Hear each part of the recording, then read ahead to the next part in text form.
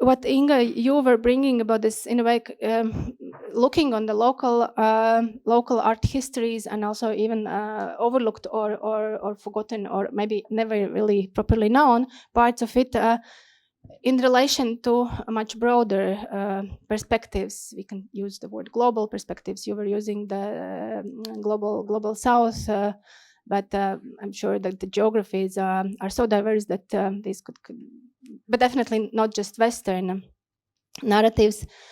Would you see it as a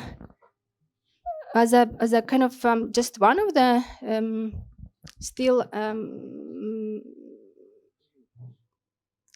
just one of the perspectives which we can always you choose among many perspectives, like either nationalist, regional, still Western oriented, or global south oriented, or more as a kind of need to really radically revisit our also socialist art histories, and in a way kind of create a different narrative, different narration, to have this rewriting as which is providing a completely new perspective towards it. Yeah, thank you for the question. I think, yeah, this is really important, because also I think it's something that echoed a bit what Linda said about the ecological movements, where maybe one of the first books that I read about this eco movements of the 80s was not coming from Latvian sources, even though later we met with those activists. They're still, around. But it was this book of Jane Dawson. So it was someone writing about these processes, but from the West. And so I think very often we still are having these perspectives from somewhere else, even on our own history. And I really wonder, how is that possible to redirect it, to really think from here, not as a nationalistic gesture, but as a gesture of to understand the world processes from here, like from the Baltics, from Latvia, maybe as something that is liberating, but also something that shows that, but that's why we have different perception or different views. Yeah, but that's also maybe where we can meet each other also across regions, probably. Yeah, I think this was one of the themes I was thinking a lot while we were preparing the panel, because I realized that Inga's and mine, our topics connect through that race or environment, that they are somehow institutionally favored and supported topics in Soviet times, right?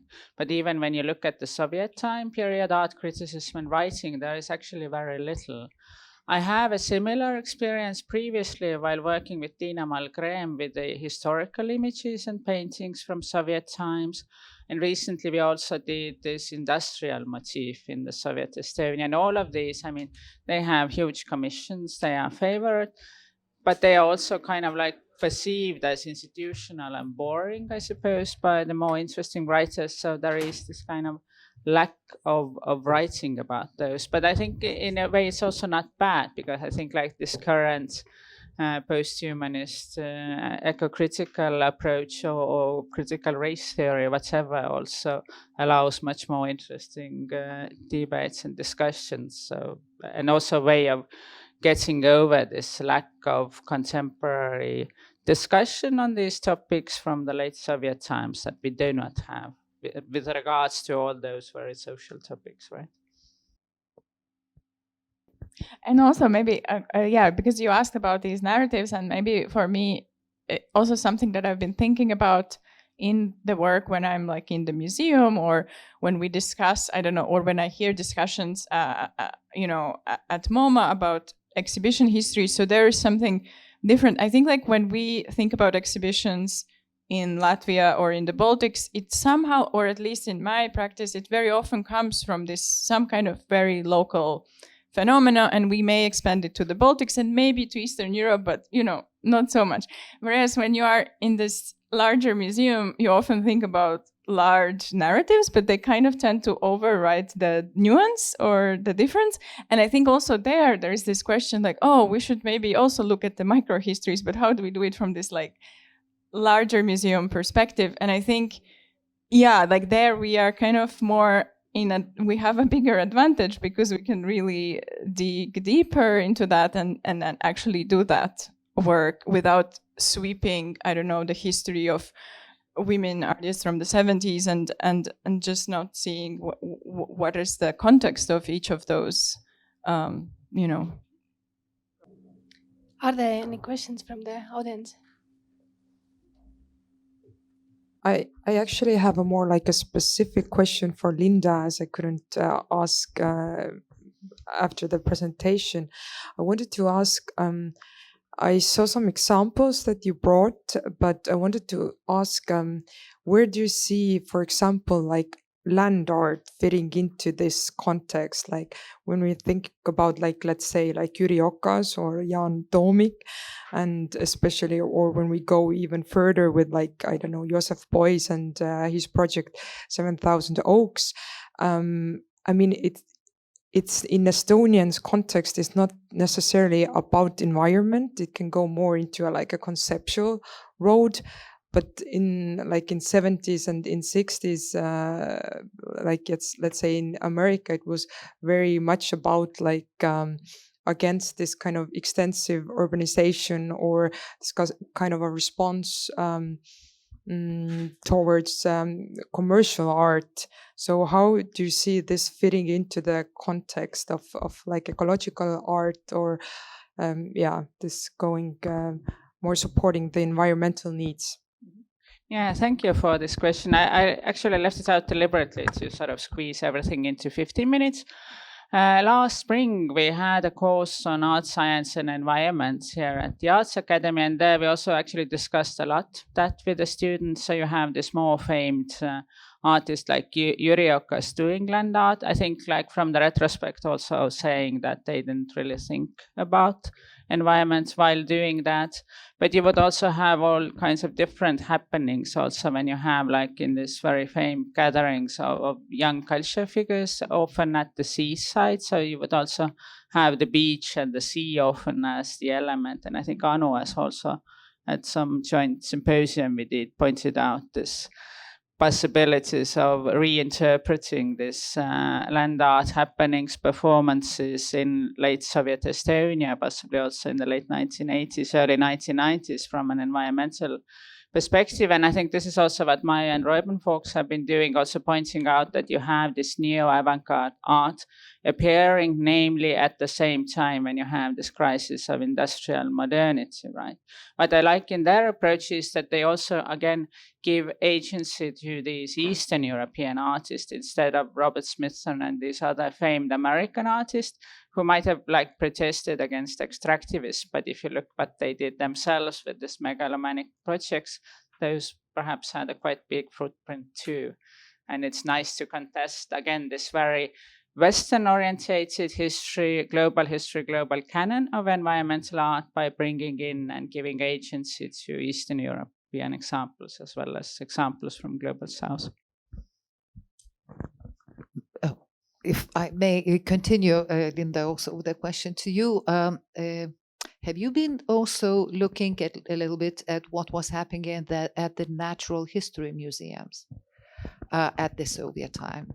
And for instance, something which would cover illustrations for scientific books, where artists would contribute with their, drawings or something like that, because I think that might expand a little bit the understanding of where the environmental thinking or thought could, be located, not only in arts, some of which, as you rightly have put, were commissioned, meaning that these were topics which were coming from above and not from, somewhere, but just generally, I'm interested in that. So, yeah, I just saw Kadi Polli laughing because we have also another joint exhibition project that is exactly dedicated to arts and science. We mostly focus on the 19th and early 20th century, but definitely, again, the same period, the late 1960s, early 1970s, is also a period where you have a lot of this like dialogue, lots of communication between artists, scientists. I think for example, the Museum of University of Tartu has a lot of these critical examples of artists like Ilmar Malin rethinking the history of scientific drawing from that time. So it's also the period when actually the relationship between artist and scientist gets more complicated. So the artist abandons this role of an illustrator and starts to reflect on the science and also the role of visual culture in knowledge production, I think, around that time. But I think you're also absolutely right that would be a very fruitful topic even to go further. And also, I think exactly to look at these more exceptional approaches, because I briefly looked at like what the botanical gardens, the zoo, some of the natural history museums were doing. So you would also have these pretty boring exhibitions of showing the beauty of Estonian nature, but exactly to look for these more challenging examples would be very fruitful. Are there more questions from the audience? Thank you. This was really, really interesting as the first panel. So thank you for the presentations. And I was just wondering, again, in relation to perhaps the curatorial and conceptual strategies in reconfiguring the eco-critical perspectives or ecological art of the Soviet period. And really curious about your current thoughts and current frameworks that you're developing in relation to avoiding this situation where we present art that was kind of commissioned and really sometimes the artists themselves were not really excited about doing that kind of art. And basically we're just kind of illustrating on a theme. And then we again have this a different political moment right now where there's a lot of kind of diplomatic, kind of geopolitical push towards ecology, and rightly so, but nonetheless, where do we derive the agency and the actual artistic thinking and kind of visual knowledge rather than simply kind of educating through dull stuff that no one really wanted to do in the first place? I think then Inga and Ieva can also respond, as they are also curating an environmental themed exhibition at the moment. Definitely this question of how not to be too didactic or boring or just educational, that's very central also for contemporary exhibitions on the Anthropocene and so on. I'm not exactly sure whether I'm that intrigued by whether the work was commissioned or what did the artist think about like the work being commissioned, because this kind of lament that it's boring, we only did it for money, we really didn't care, is something that comes across in those interviews indeed a lot. I guess I'm more interested in, which I also didn't have the time to go into, is this really the same question, the difficulty of showing environmental problems in art and reflecting on those meaningfully. And I think it's this, that you have these rather boring artworks praising the beauty of nature or showing the immediate effects of pollution are a part of that process, a part of that how difficult it is. And then really the curatorial task is to find examples that are more interesting. I think in the Soviet Estonian case, it's the changing of the landscape painting, where you have a lot of these technological elements, a lot of infrastructure coming into the landscape paintings. That's something that I think Eha Komissarov has been also writing about, that is like this already after nature stage where you can't really divide the natural habitats and the human environment. I think that is something that happens in the 70s, 80s. That's more interesting. But I think it's also really like while looking at the art history from that period that you almost sense how difficult it is for the artist to actually deal with the environmental problems and avoid being banal, which I think you have also now. And I also have, for example, a good colleague of mine, Elle-Mari Talive, who studies fiction in late Soviet Estonia. And I think it's very telling that she says that environmental problems first appear in children's literature, because that's the genre where you can most like immediately react, whereas like writing prose for adults or poetry or whatever dramas, you have to like figure out first how to do it without like being as if a school a teacher who just preaches about environmental conservation for the audience. Yeah, and maybe something that comes to my mind, thinking about this, tension between like what is the commissioned and sort of like part of state propaganda, and then what is not, is indeed also because in relation to the same like solidarity, peace, and progress. I didn't mention that, but many of the works that were created in this. And had this solidarity content were created because there was an exhibition, for instance, in Latvia called exactly, exhibition for peace and peace in the world and progress. And then, and you had to, apply with your works, and then you would apply with whichever political topic you kind of think of could be good, and then you do your work in technique maybe that is more interesting for you, like the formal quality. But at the same time, then I'm thinking, okay, but people saw those things, and of course they may have thought, oh yeah, it's just a propaganda. Maybe there was this idea, but at the same time, it became visible to the viewers, all those range of those issues, either ecologic or political from different countries. But then there would be those artists, and I'm thinking about Zenta Logina in the Latvian context, who was doing her abstract, like three-dimensional kind of paintings, and only her tapestries, like her weavings at one point were exhibited. And when this whole range of other work was exhibited only after her death. And for instance, and she seems to be like genuinely concerned with ecological things, but these works were really only seen by people and by everyone afterwards. She had these screaming titles, like Planet is Crying, or very poignant and very much coming, but then they were never seen. So I'm like also thinking there's this dynamic that maybe something would be conformist but would be seen, and something non-conformist that never was seen actually. So it didn't reach, or it reached its audience like just later. So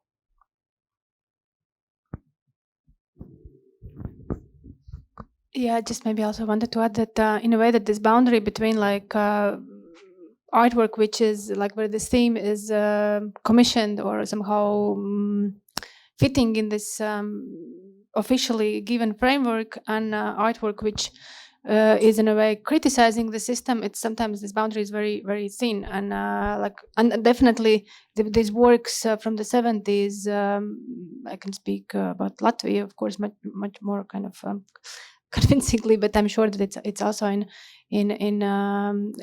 the same case in Estonia and in Lithuania, that they were actually criticizing this kind of systemic problems in the Soviet Union through this ecological perspective, and that was as it was allowed, as it was part of this rhetorics of the state. It was possible, which would not be possible in some other way, and it's this when we speak about some very kind of particularities of the region, then I think this double game is very, very typical as a feature, as a characteristics for our region, and definitely environmental context is very present in that. Thank you. I think this doubleness is really interesting, and maybe that was something that I was kind of leading towards rather than just kind of dismissing commissioned work. I was thinking, how do we as curators and art historians narrate or translate that kind of layeredness, and obviously also present works that have that layeredness rather than those that do not. I guess this is the last question. We are running out of time, but I really wanted to ask Ieva, because of course I enjoyed a lot, the correspondence between Valdis Abolenš and Jānis Porks that you showed us. But this is also, the kind of Western gaze telling the artists working in the Baltics how to do, conceptual art the right way. You do not have a nose for conceptual art, so it's really a powerful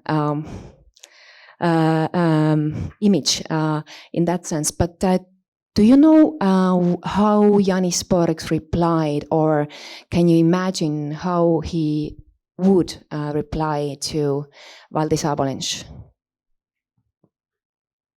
I think what is interesting that actually the friendship was somehow established through this very critical remarks, and he kept on calling himself conceptualist also later. So I think and of course it's a huge subject, both the connection, like also that how actually influential Aabo Lynch was, not just for Borges but also for many other artists, bringing exactly like more this Western oriented information, or information which was published mostly in the West, but at the same time he also kept being leftist and Marxist. So he was always like providing this Western gaze, but at the same time having also being very critical. So it's extremely interesting also case in that sense that it was kind of double also move at the same time, which still was full of misunderstandings. That and especially when reading the letters, you realize that how idealistic and you can say even naive Aabo Lynch is in the letters of early 70s, and how cynical his language is in he died in 84 and early 80s and maybe 82, 83, and it's he definitely also learned a lot from his Latvian friends, but learned also in terms that there was a lot of illusions he had from this Western Marxist perspective, and but anyway, this is I think somehow still very a question which still has to, there's research still has to go on, and the answers and interpretations still have to be in a way set, because it's also like a not easy subject for Latvian art histories, because like we used to think about this leftism as something which also rather to avoid from the as this very oppressing and part of the evil empire. I just wanted to celebrate actually the how you have organized this event, and that you are enforcing to find this common ground in Baltic art history, through which you are also building this our common identity, because being an Eastern European has totally changed after 24th of February, again after Russia attacked Ukraine. And I think finding these common values and reinterpreting the common history we share is very important, because we see a lot of like you've also mentioned that in general our narratives, our values, they're not very well represented in Europe, and it influences still the current politics and decisions made in Western Europe. I think our being a periphery, or like that the Eastern Europeans kind of are not good enough, is part of this general lack that we don't have a common history or like these common narratives. We've all done our own histories, and so it's I think it's very important, like especially now it's very important to get these stories together and bring them out there. Yeah, brief comment to your general comment. That it's just like, of course, I'm just want to kind of to add to it that, of course, this shared histories. It's a lot of things have been done also in the 90s when sometimes at that point it was more kind of external gaze up towards the Baltics as kind of one region. But I think it's really important that somehow to understand that it will be never work which is done. It's like it has to be. I think with each generation it has to be continued, and different angles, different questions, different perspectives brought in. And it's just understand that definitely our generation is not kind of ignoring the work which has been done previously. It's just that this necessity to continue it and also bring somehow different maybe angle in these questions and these shared histories. Gregory, are you? Just a very little comment about Borg's calling himself a conceptualist. The one time when I interviewed him, then I kept calling himself a modernist. Modernist. But of course, these two are not kind of. They can be his most favorite parallel, calling is calling himself avant-gardist, and maybe that's. Yeah. And I think he's a bit again a bit of stereotype, but he's a bit kind of Leonhard Lappen here. And he's also creating this myth around him, and he's definitely there's also very complicated context, meaning that he's always. Kind of sharing this narrative that as about oppositioner of the system, but at the same time he was very protected through his family that he could oppose, and he always could be there wouldn't be any trouble. Well, maybe the troubles would be there, but not really to censor, and it's. Yeah, I think it's also important to have these, in a way, legends which we at some point deconstruct, but of course they're important as well.